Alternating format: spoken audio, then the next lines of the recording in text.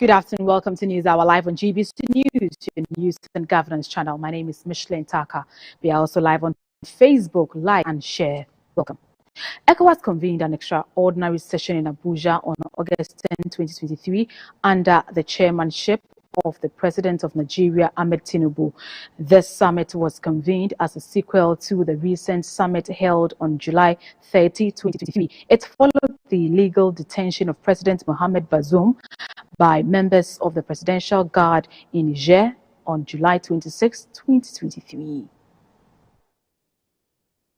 After considering the memorandum presented by the ECOWAS Commission President on the current situation in Niger and ECOWAS's engagement since the last extraordinary summit, including the reports of the special envoys of the chair to Niger and various other places, ECOWAS carefully considered the report and recommendations of the ECOWAS Committee of Chiefs of Defense Staff on the latest development in Niger. ECOWAS, in resolving the crisis, has been defiantly repelled by the military leadership of Niger, taking note of the expiration of the one-week ultimatum given for the restoration of constitutional order. Its decisions are to reiterate its strong condemnation of the attempted coup d'etat and the continued illegal detention of President Mohamed Bazoum, his family, and members of his government. Also, to further condemn the condition in which President Bazoum is being detained and hold the CNSP fully and solely responsible for the safety, security and physical integrity of President Bazoum and members of his family and government, uphold all measures and principles agreed upon at the extraordinary summit held on Niger, underscore the determination of the ECOWAS authority to keep all options on the table for the peaceful resolution of the crisis, enforce all measures, in particular border closure and strict travel bans and asset freeze on all persons or groups of individuals whose actions hinder all peace efforts aimed at ensuring the smooth and complete restoration of constitutional order. ECOWAS Chair and President of Nigeria, Bola Ahmed Tinubu, warned member states whose actions directly or indirectly hinder the peace resolution of the crisis in Niger to desist from the act. He called on the African Union to endorse all the decisions taken by ECOWAS on the situation in Niger, to further call on all partner countries and institutions, including the United Nations, to support ECOWAS in its efforts to ensure a quick restoration of constitutional order. The outcome of that meeting, as well as a memorandum by the President of the ECOWAS Commission on current socio-political development in Niger, will be presented during this summit. This will offer critical insight that will inform our collective decision-making process at this meeting. Today's summit provides a significant opportunity for meticulously reviewing and assessing the progress made since our last gathering. He said this is in conformity with its normative instrument as it directs the President of the Commission to monitor the implementation of the sanctions, direct the Committee of Chiefs of Defense Staff to immediately activate the ECOWAS standby force with all its elements, order the deployment of the ECOWAS standby force to restore constitutional order in the Republic of Niger, and underscore its continued commitment to the restoration of constitutional order through peaceful means.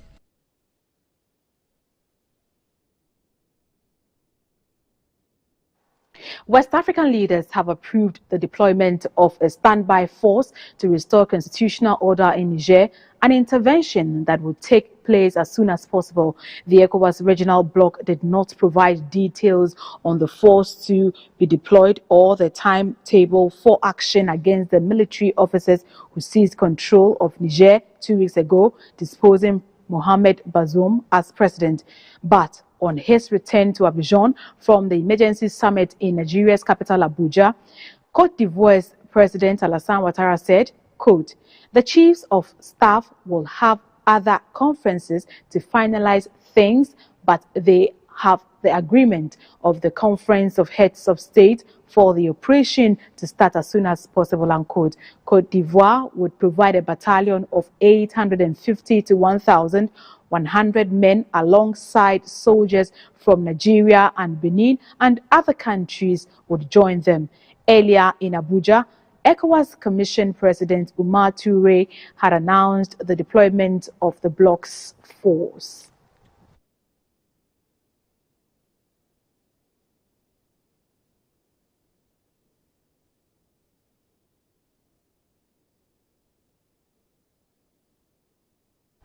Earlier, we sought the perspectives of the Executive Director, West Africa Center for Counter-Terrorism, Mr. Mutaru Mumuni Mokhtar, on this development. Here are excerpts of that interview. It was a huge and missed opportunity on the part of ECOWAS and the regional bloc to restore leadership or to display leadership in terms of restoring normalcy to Nigeria.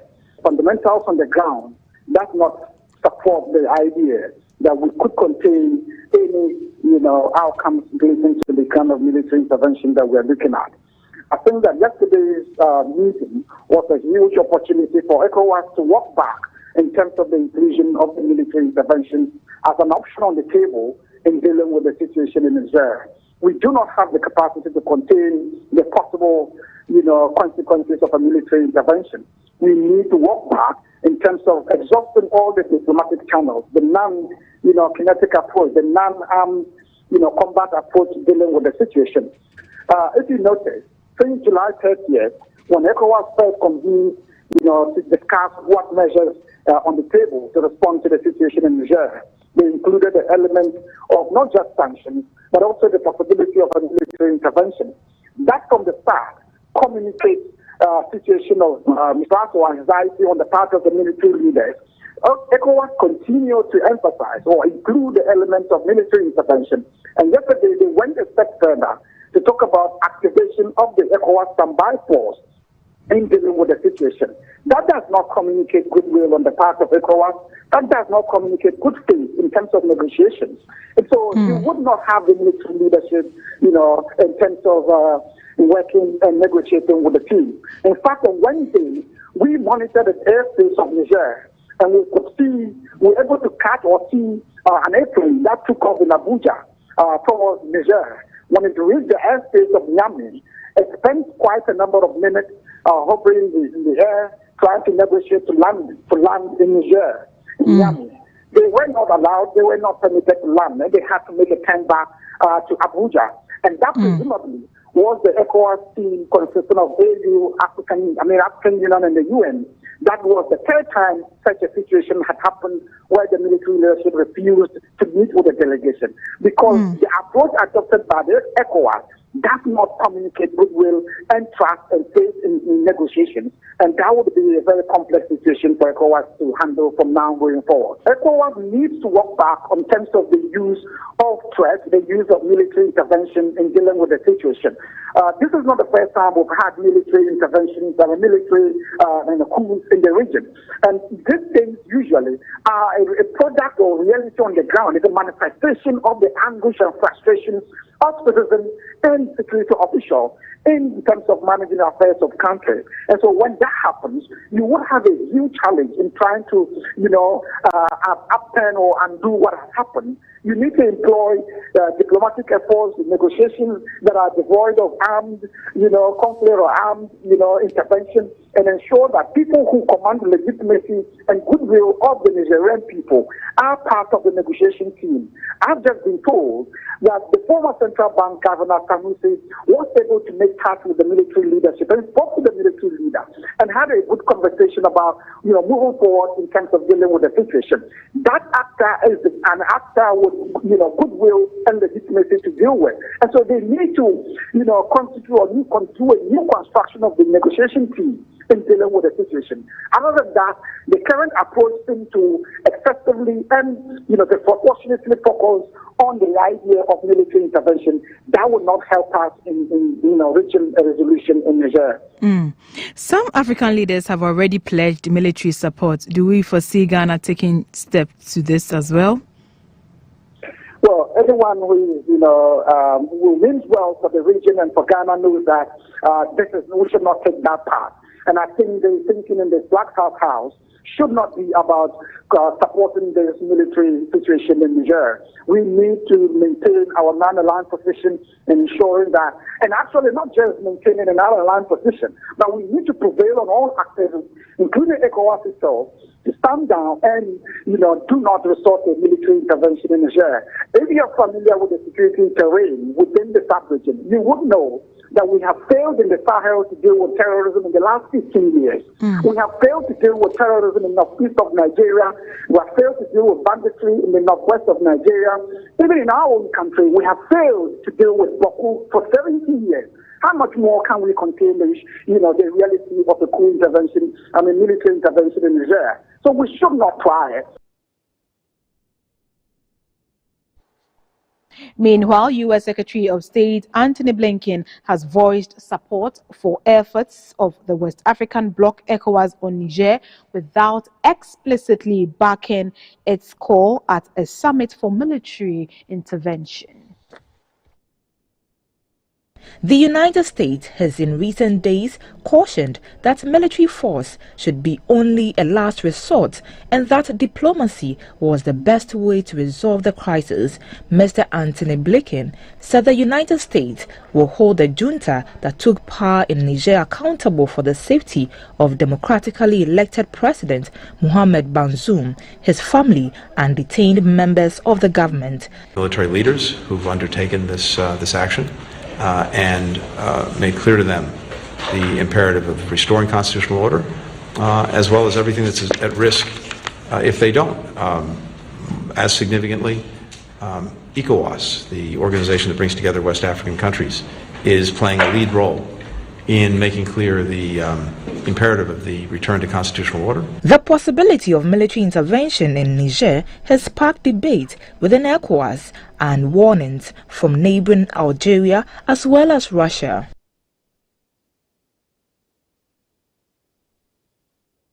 EU, on the other hand, has criticized the worsening conditions of detained Niger President Mohamed Bazoum, calling for his immediate release after he was disposed in a coup. EU Foreign Policy Chief Josep Borrell said President Mohamed Bazoum and his family, according to the latest information, have been deprived of food, electricity and medical care for several days. The news comes after U.S. Secretary of State Antony Blinken called for a peaceful solution to reverse Niger's coup after the West African bloc ECOWAS approved a standby military force.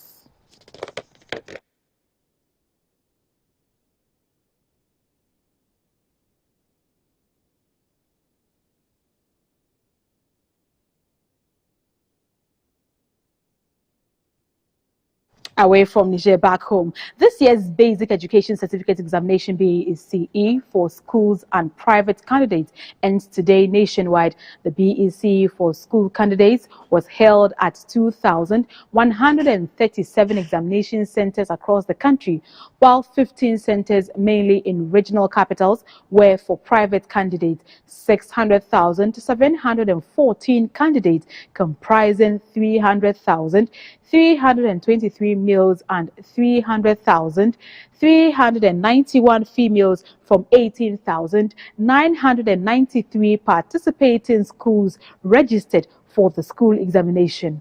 Candidates of the 2023 Basic Education Certificate Examination say all went well with the conduct of the examination and are hopeful of making good grades. Scores of pupils were jubilating after the last paper on Friday, August 11, when GPC News visited some examination centers. The 2023 BECE is the last BECE under the objective-based curriculum, but not the end of the entrance exam into senior high school. The paper wasn't good, and then also it wasn't bad.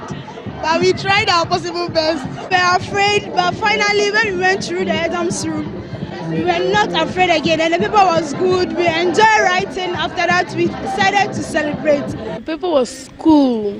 Everything was simple. It was like primary questions. It was cool. Somehow I was feeling nervous because this is my first time of writing BEC. So yes. It wasn't that difficult. It needed thinking. When you read more, you can answer more. Oh, this paper there is good. Like the one I read, some answers came. Okay. The one they show us to some answers to scheme. So we thank God for like writing our BEC. Like I was somehow nervous, but when I saw the questions there, I said that it was cool. When I didn't see the paper, I was so scared. But after I get the paper, I was see that the answer was not difficult. So I was able to. We are happy. The exams have gone successfully, and all my mates, they are happy because they know the results will come. It will be very good. So all of us, we are happy. You say congratulations to them.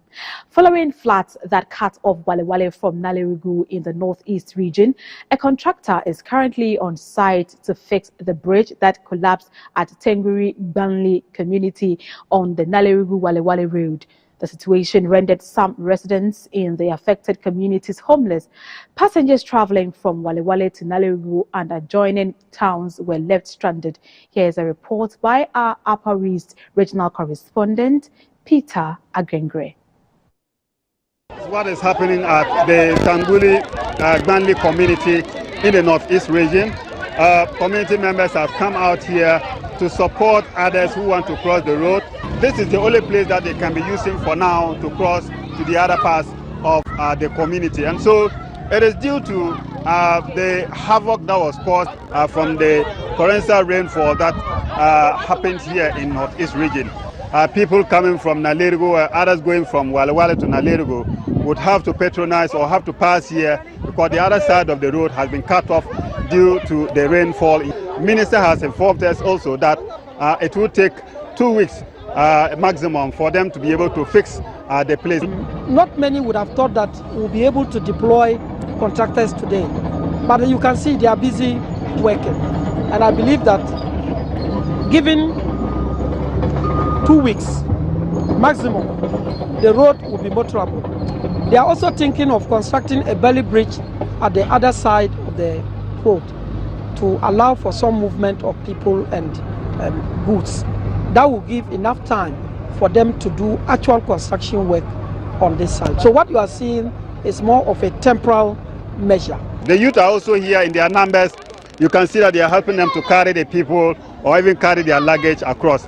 That is the community service that they are offering to the people here until the main road is fixed. When we send you across, anything you have, you then give us so that we can able to watch to help you cross the river. Until they are able to fix the road at the other side, we'll continue to ensure that we monitor the situation and get you updated as and when it is necessary. Over the last 5 years, farmers across West Africa have received training for a more productive farming and agro-business. Dubbed the West African Farmer-to-Farmer program, the move was also to ensure an equitable agricultural systems and opportunity for a cross-border to people interaction. At the close-out session in Accra, beneficiaries were encouraged to continue to work together to achieve the shared growth to improve food security in the country. Introduced in 2018 to agro-processors and farmer cooperative across the regions, the West African Farmer-to-Farmer F2F has created a positive and transformative impact in agricultural communities in Ghana. Over the past 5 years, the F2F has trained over 500 male and more than 900 female farmers and agro-processors. The program introduced innovation and developed local capacity for more productive and equitable agricultural systems while providing opportunity for cross-border people-to-people interaction. At the closeout session in Accra, the country director of Winrock International, Madam Mina Lassie, said the program has strengthened government's efforts to effectively promote the management of post-harvest losses and add value to agricultural products. Implementation was smooth until 2020, when the COVID-19 pandemic caused a temporary halt to the conventional in-person mobilization of American volunteers. This led to the development of innovations such as remote trainings, which later evolved into paired assignment model to allow the program to continue. The Director of Mission at USAID, Mr. Douglas Steinberg, said F2F strengthens intercultural relationships, improving access to safe and nutritious foods while breaking cultural divides. He urged the beneficiaries to build on the success achieved. I'm proud of the work that we have accomplished together.